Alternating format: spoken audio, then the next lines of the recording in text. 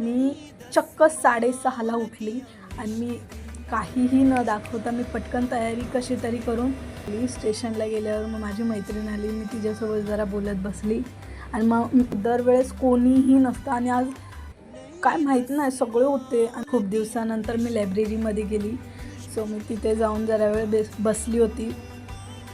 थोडा वेळ आम्ही खूप दिवस भेटणार नाही आहे. सो माझ्या मैत्रिणी सांगत होत्या माझ्या की ट्रेनला गर्दी भेटली, बाप रे बाप. मध्ये गेल्याच्यानंतर खूप दिवसानंतर मी PC हातात घेतला. सो मी माझ्या कामाला सुरुवात केली.